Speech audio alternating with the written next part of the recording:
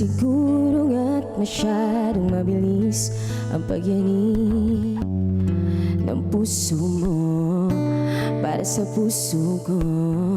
Siguro nga ako ay magduli, tayo makinig sa takbo ng isip. Di ko maipili, tila ko'y nakalutang na sa langit, ngunit nalulunod sa iyong mga ngiti. At kung hanggang dito lang talaga tayo, ay hindi pababayaan ang daang tinaktak. Kapiling ako umabot tayo hanggang dulo. Kapit lang na maipita, abutin natin ang mga tala. Tala, tala, tala. Ang ining ng iyong mga matay, nahanap ko sa mga tala. Tala, tala, tala. Ang ining ng iyong mga matay, nahanap ko sa mga tala.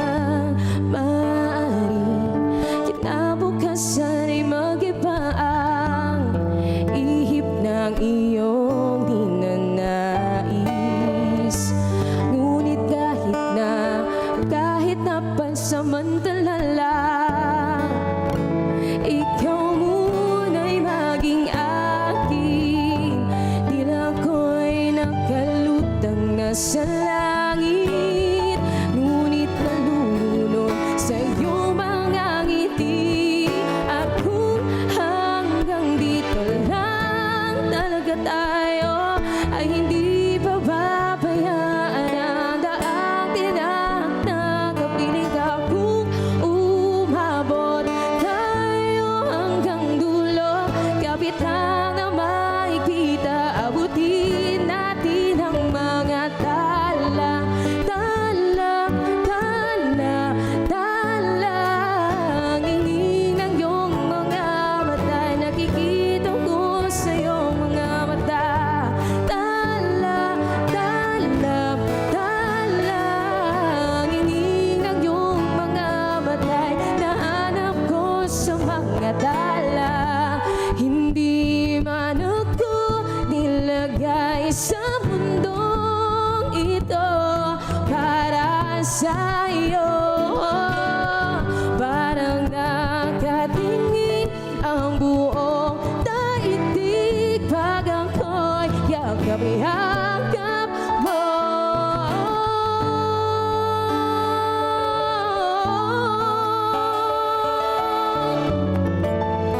Hindi pababayaan.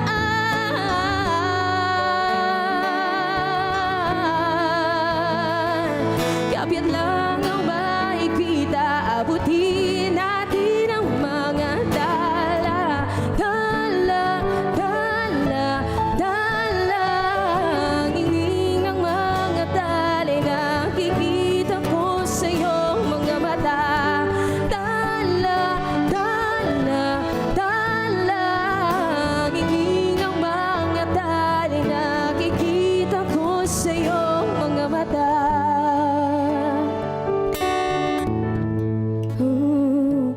Ang ining ng iyong mga matay, nahanap ko sa mga tala. Yay! Hello! Hello! Hello, Wow, ma'am. grabe! I love that version of Tala. And your voice is so soothing. I was like, I want to listen to it all day. But anyways, Rufa, please say hi to our Kadas watching. Hello, Kadas. Good morning po. Morning. And of course, your kasama on the guitar. Hello po. Kuya Dennis po. Kuya Dennis, shout out Kuya Dennis for accompanying you today. Are you guys always together ba when you busk? Ako lang po dito sa Manila. Pero sa Coron po, kabandmate ko po si Kuya Dennis. Yes, because you're from Coron. Is there anyone in Coron you want to shout out? Si Mama, Papa, tsaka yung kapatid ko po. Hello. Hello. Hello po sila. Hello. For sure, they're so proud of you from being in Coron and now moving to Manila. Can you tell us a little bit about why you decided to move to Manila? After ko po kasi nung mag-college, after graduation po, nag-decide po ako na dito muna sa Manila magtrabaho. Nag-corporate job po muna ako for a few years. Pero medyo matagal din po pala, 6 years din halos. Tapos yun po, bumalik rin po ako sa music eventually. Hanggang ngayon na po. Tapos, dito po kasi meron din po mga events. Tapos, yun po, may mga buskings. So you came here really for work, but then while here, you returned back to your creative passion of music. Yes po, opo. Wow, what's the one thing you miss in Coron? I've been there before. The island and the food and the people, they're so beautiful. So, what's one thing you miss from there? Number one po, yung family ko. Doon kasi sila po nakatira. Yes. Tapos, yung mga ka-bandmates ko rin doon. Tapos, yung beach po, gano'n. So you had a band there pala. Apo, sila Kuya Dennis yung Oh, kasama so ko. Kuya Dennis, you're from Coron as well. Yes. Oh, well, thank you for coming here sa Kada Umaga. All the way from Coron. All the way siya. from Coron, grabe. But speaking of your music, when did you first start to fall in love with music? Kwento po sa akin ng mom ko, 2 years old pa lang daw po ako, sumasabay na raw po ako sa mga songs sa radio, ganun po. Mahilig na daw po talaga akong makinig ng mga kanta. Tapos, kahit wala pang lyrics, parang bulol pa, yan. Sabay lang daw po ako ng sabay. Tapos, yun po, parang siguro, nasa akin din po talaga yung passion sa music since birth. Since birth. Opo. So, minsan it's like that. I was OA since birth, so OA ako since birth. And halata naman siya. But anyway, so did you have any musical influences? Like your parents, were they also musicians? Or just you talaga, your passion and your love for it? Opo. Kumakanta din po si mama at saka si papa. Pero sa video okay po. Yun, ganun. Tapos, dati every Sunday, nag-video okay session po kami. May schedule po talaga dati. So that's like your way of bonding Opo, together. bonding. Oh, so nice. But your schedule, because like you said, you come here and you work corporate during the day, and then you also, corporate at night, virtual assistant, correct? Apo. And then you're a busker during the day. So how do you handle a schedule like that? Do you sleep? Opo. When do you sleep? Daytime po yung tulog ko. Bale, mga 7 a.m. hanggang 3 p.m. usually, gano'n. Really? Opo. Kasi yung biyahe pa po, traffic po kasi lagi. Kaya medyo kailangan agahan po yung alis. Tapos, usually naman po nag-start po yung tugtog 5 p.m., 7 p.m., ganyan. Okay. Tapos mga 3 hours lang po siya. Kaya after po ng gig or busking po or event, log in na po sa work, sa VA ko po na work. So, sunod-sunod siya. So, you'll sleep and then you'll go straight to busking and then you'll go to your VA Apo. job. Where do you busk? Usually around Metro Manila po, sa mga malls. Okay. Yan, sa park po, sa mga bazaar din. Oh, Ayan. okay. Is there any go-to locations that Arcadas, for example, they will find you? Madalas po ako sa SM po. Oh, SM okay. Pasig, SM City East Ortigas. Tapos meron din po sa Makati, sa bazaar po. Sa may Aqua, yun. Wow. So there you have it, mga kada. If you wanna see Rufa in person, you know where to find her. Minsan busking around those areas. But have you ever encountered an experience during your busking moments that was just unforgettable? Because for sure you're putting yourself in a public position and like you're open to everyone. You come across a lot of walks of life. What's something that's unforgettable that you've experienced so far?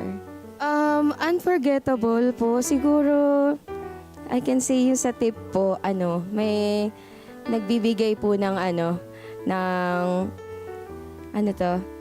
yung foods po, not all the time money yung binibigay. Diba, parang, pero hindi naman po siya, parang rare din siya. Yeah. Kaya siguro yun yung memorable. Memorable when they give food because it's Ay, drawings din po pala. drawings. Wow. So parang they'll see you and then they'll come back and with a drawing for Opo. you. Opo. Galing. I love it. Okay, well, if ever before you go, syempre we have to play a little game muna. So, Are we ready for the game? We prepared a short playtime with you, Rufa. Okay po. And it should be familiar because you have a lot of original songs, right? Yes, meron na po. So let's do our playtime. So here we have a bowl. And from the bowl, you will pick a word. It's a word association game. So after you pick the word, you sing a song associated with the word. Okay? Okay po. This one na lang. Yes. And the word is Nanaising. Nanaising. Sorry, you said sorry po. Okay, Nanaising. Okay, ready? Okay po. Are you prepared? Okay. Sorry, we didn't test. We're testing you, huh? Okay. Ikaw ng pagkamamahalin.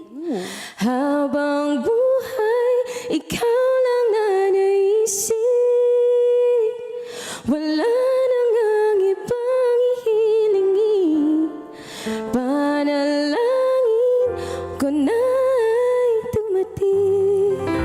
Yay! Perfect! Thank you po. I love it. Okay, one more. Okay.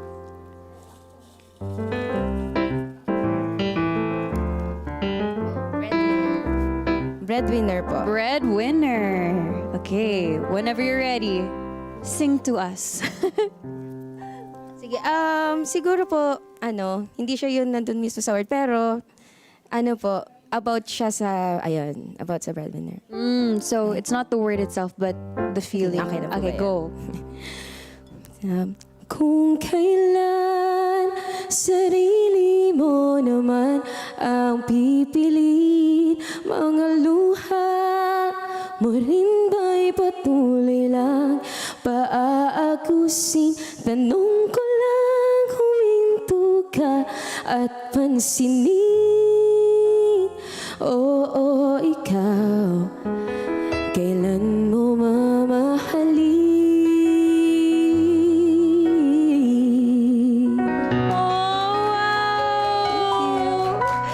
Grabe, I have chills. I love your voice so much. Thank you so much, Rufa, for being here with us. Where can Arcadas find you on your social media, or if ever you have any upcoming ganaps that you want to share with us?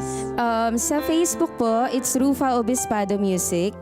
Tapos, the rest po, Instagram, TikTok, Spotify and YouTube, Rufa Obispado naman po. Tapos, dun po ako nagpo-post ng mga schedules po ng events and busking and gigs.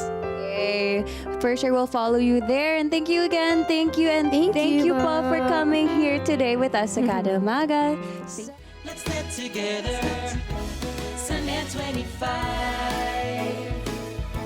Sunday 25.